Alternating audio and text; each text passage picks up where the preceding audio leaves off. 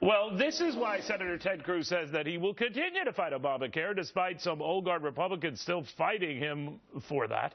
Drew Ryan calling those Republicans fighting Ted sellouts. His Madison Project group is trying to kick some of them out. Good to have you back. What do you make of this now that he is not only persona non grata in the U.S. Senate among Democrats, but among those in his own party and beyond those in the Senate? What's going on here? You know, Neil, I actually pointed out to a reporter earlier today that it's an interesting situation that Ted Cruz taking a strong stand on principle and fighting for what he promised on the campaign trail is almost an insult to the old guard GOP establishment in D.C. So I don't think that's much of a surprise. When folks think about this fight to defund and the government shutting down, I don't think it was a lack of the ability to beat the Democrats per se.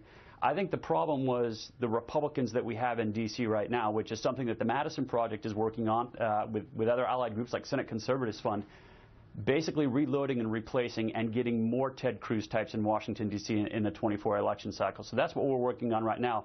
I don't view this whole fight that we've gone over the last couple of weeks as a defeat. I think it is the opening salvo for something that could be a great victory for the conservative movement.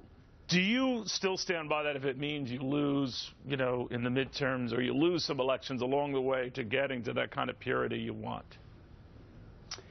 Well, I don't know if I would call it purity per se. For some reason, I want to avoid that issue. But yeah, there are going to be defeats on the path to victory. There always have been. I mean, history proves that.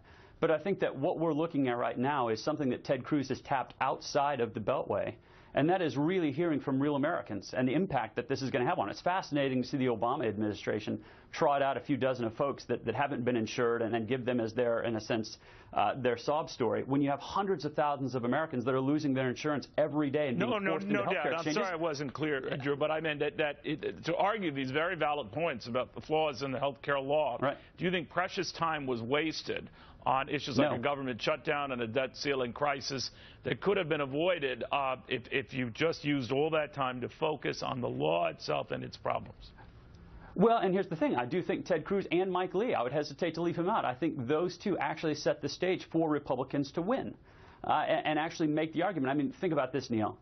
When was the last time we saw Harry Reid stumble so badly as he did with Dana Bash and that whole question about funding research for children with cancer or the World War II debacle? So, in a sense, I think Ted Cruz did exactly what we wanted to. He set the stage for victory, but it was the old bulls like Mitch McConnell that I think were sticking a knife in his back.